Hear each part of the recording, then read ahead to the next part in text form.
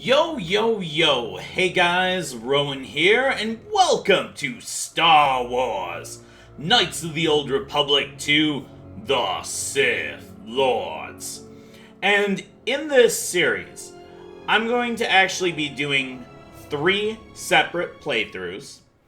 A dark side playthrough, a light side playthrough, and a third playthrough because on your third time through the game, you get some bonus, goofy dialogue.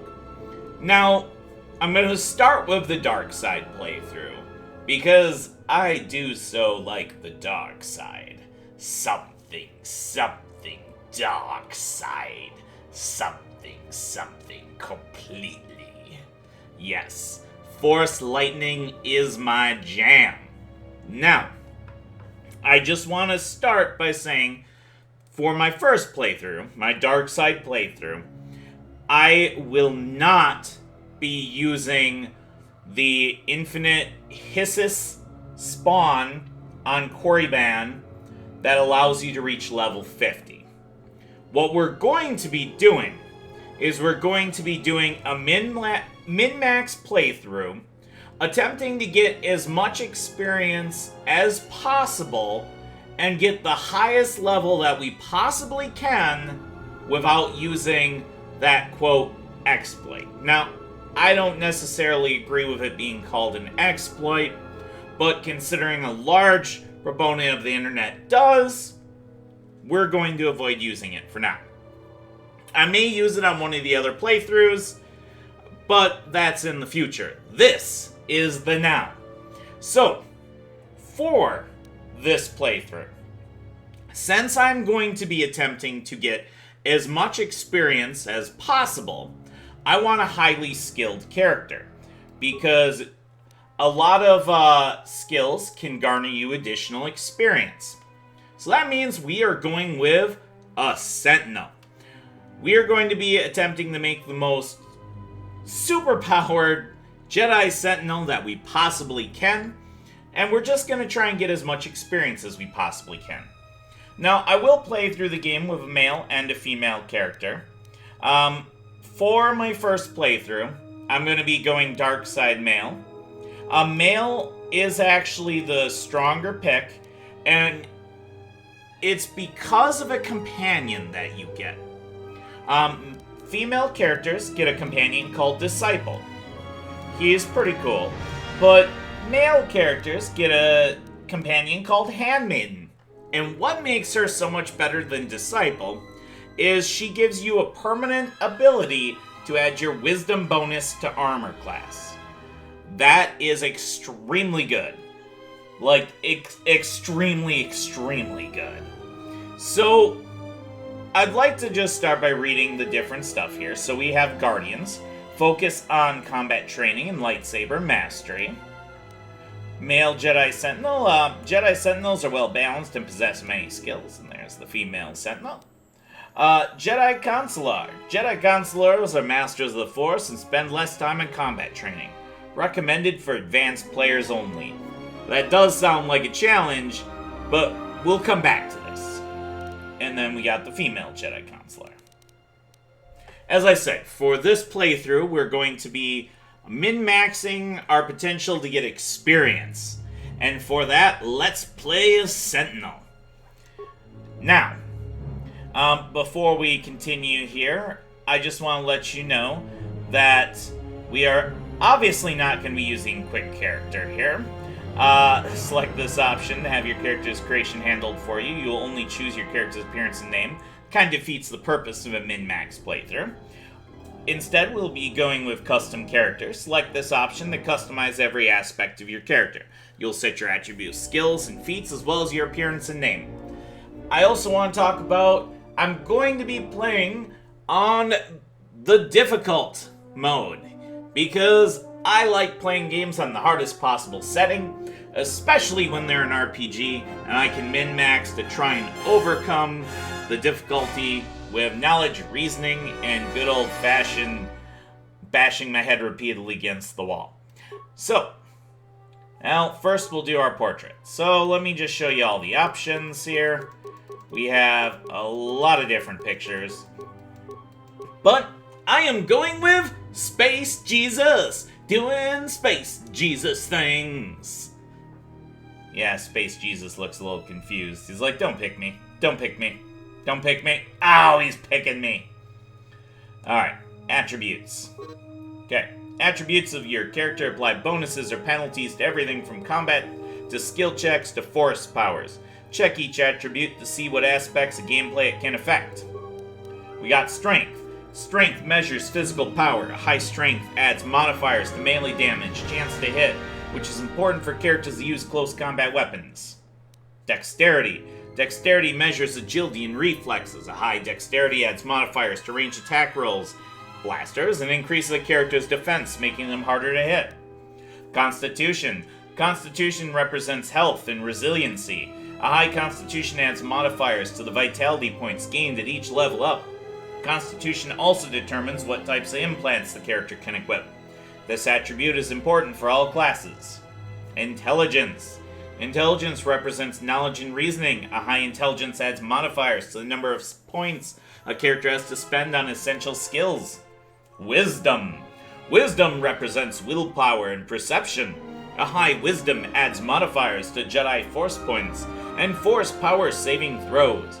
The Force powers of a Jedi with high wisdom are much harder to resist. Charisma. A high charisma increases the potency of a character's Force powers. It also reduces the penalty when using powers of an opposing alignment. A light side character with high charisma can use dark side powers with less of a penalty. And a high charisma also improves your companion's chance to hit. Finally, charisma influences a character's persuade skill. So, what is our plan here? Now, I want to talk about, we start with 30 points, and everything starts at an 8, so we got a -1. We're just terrible at everything. Now, it's 1 point to boost the skills 1 level up to a 14. Now, to go from a 14 to a 15 costs 2 points. A 15 to a 16, 2 points. A 16 to a 17, 3 points. A 17 to 18, 3 points. Took 16 of our starting 30 points to get an 18.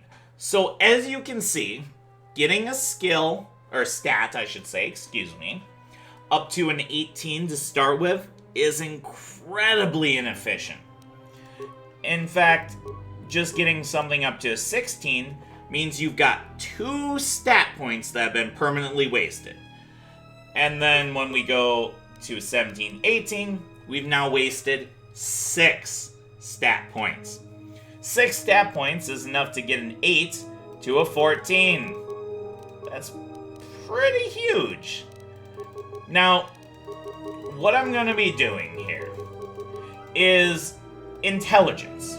Okay, so let me explain. Intelligence is not retroactive. What does that mean?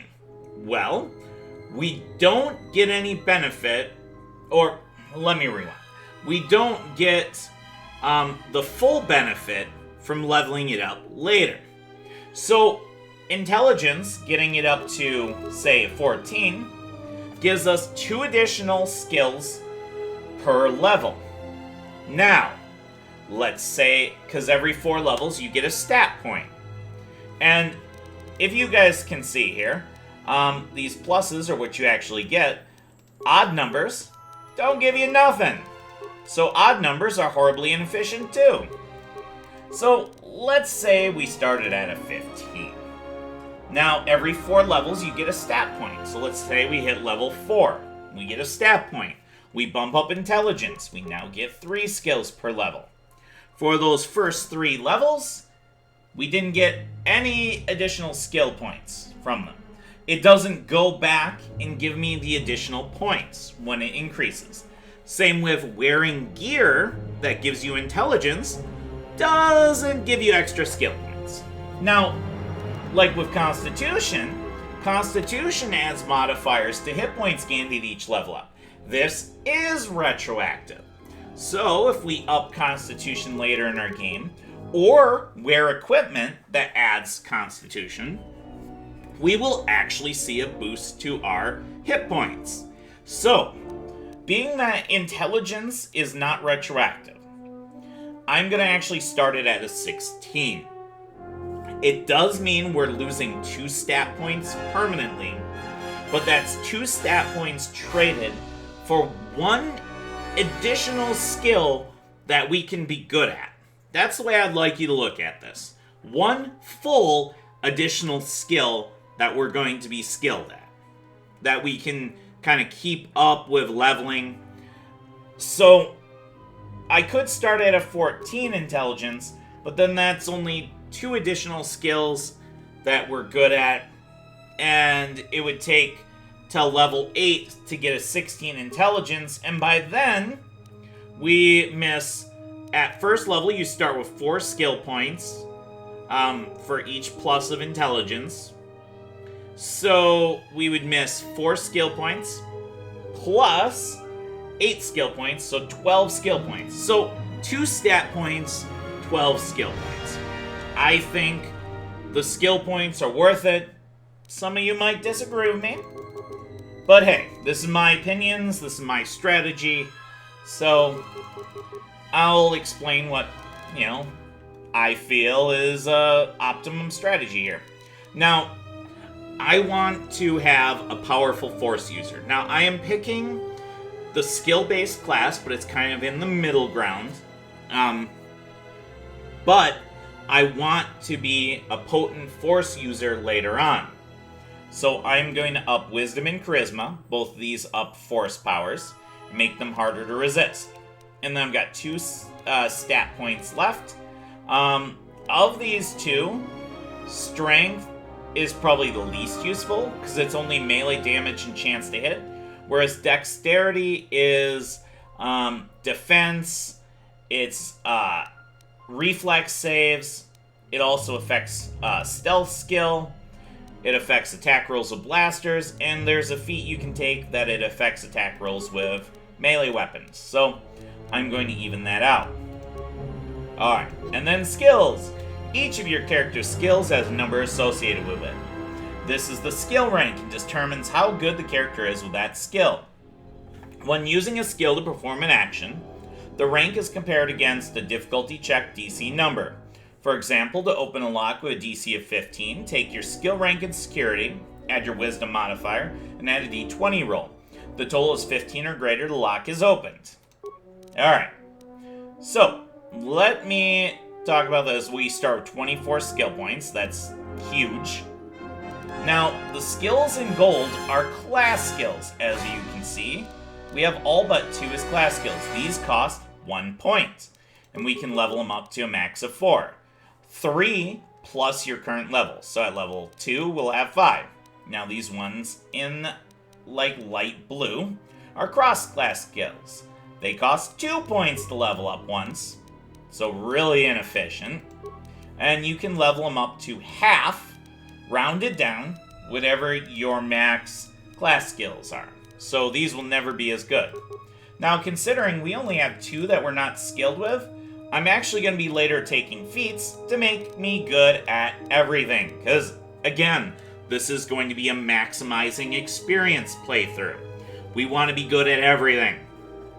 So, we're going to actually put all these skill points in everything. Since we start with 16, we can start with all our class skills.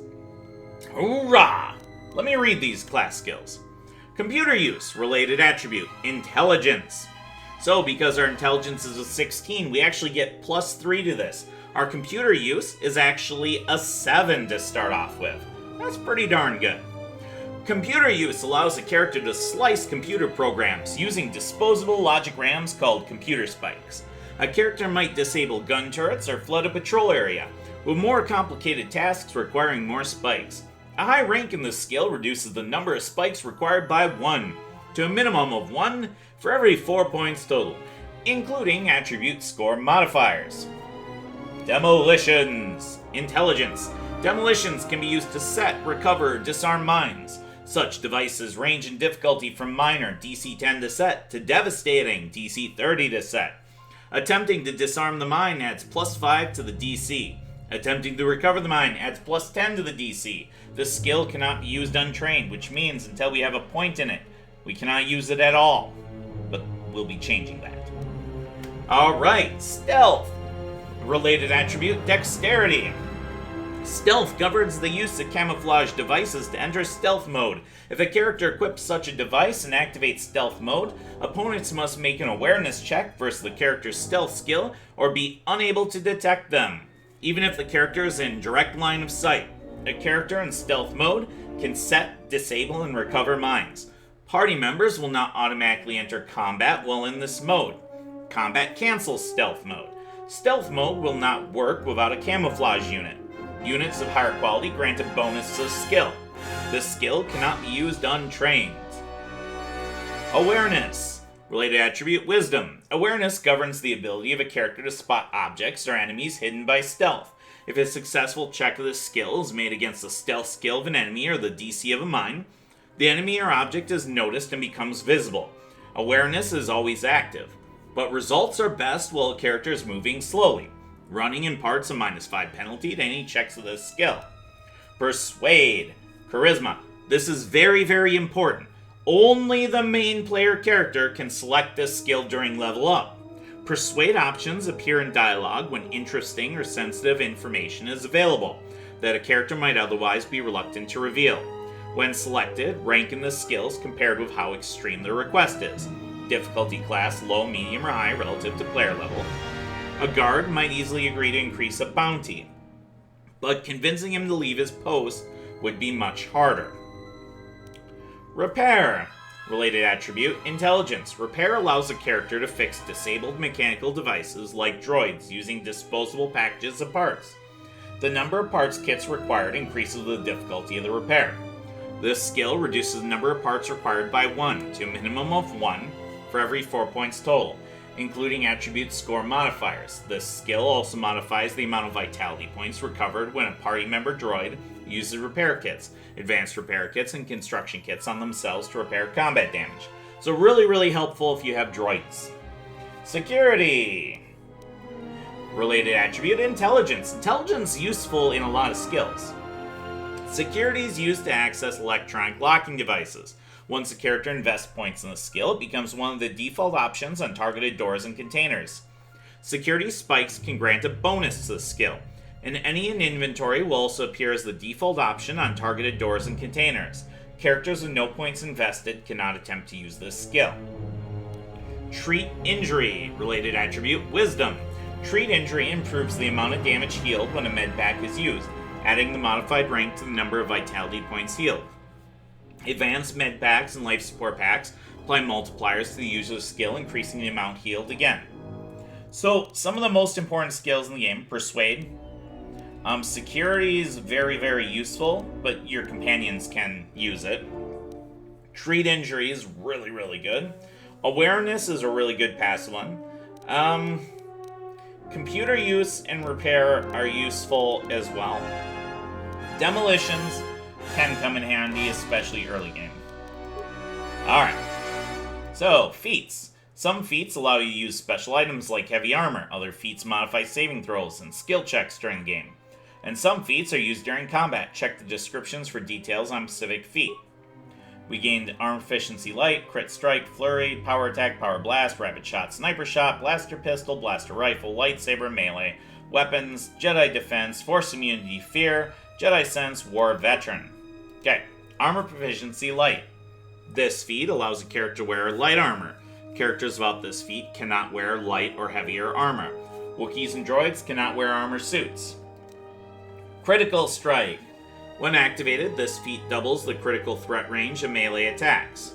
For example, if a weapon needs to roll a 20, critical hit result in 19 or 20.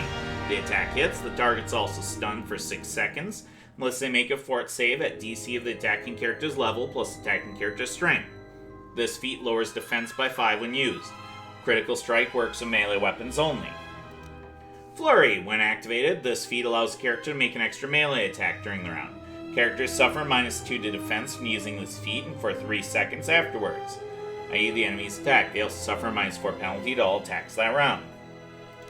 Power Attack. When activated, Power Attack increases melee damage by +3, but attacks are made with a -3 penalty to hit. Additionally, the critical multiplier is increased by 1. Example, if a critical hit would normally do double damage, it would deal triple damage when power attacks used. Finally, on a critical hit, the target's knocked back unless they make a fort save at a DC of the attacking character's level plus twice the character's strength modifier. Used to quickly dispatch groups of easy-to-hit opponents. And then we got Power Blast, basically ranged version of Power Attack. Sniper Shot, the ranged version of Crit Strike. And Rapid Shot, the ranged version of Flurry. Then we got Weapon Proficiency Blaster, Pistol, Rifle, Lightsaber, melee weapons. Jedi Defense. This feat allows a character to deflect energy-based blaster bolts at any time as long as they have a lightsaber equipped.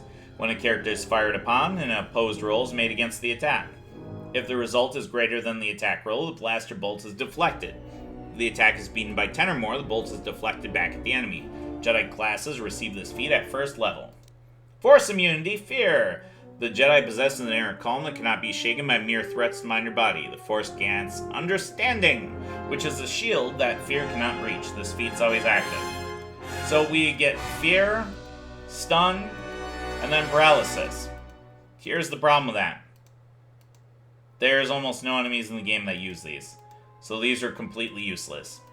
Which is why Jedi Consular is, by popular opinion, the best class. But, again, we're going with a skill approach to try and get as much experience as possible. So, we're going with Sentinel. Jedi Sense. The Jedi develops a connection to the Force that allows them to better sense incoming attacks. This feat's always active and grants defense bonuses depending on the Consular, Sentinel, or Guardian level. The bonus starts at +2 at level 1, and increases by +2 for every 6 levels in one of these classes. Alright. So, that's really what we got. Now, I'm not going to look at all the different feats we can pick, but I am going to go with class skill Demolitions. Prerequisites, Demolitions cross-class, check. This feat gives a character advanced training with explosives.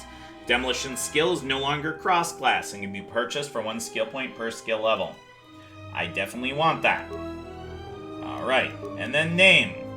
We shall be the Exile, because that's universally what the character is referred to. And this is where I'm going to end the episode, folks. So thank you guys very much for watching. Don't forget to like and subscribe. Don't forget to leave a comment in the comment section below, and I'll see you guys next time. Bye-bye!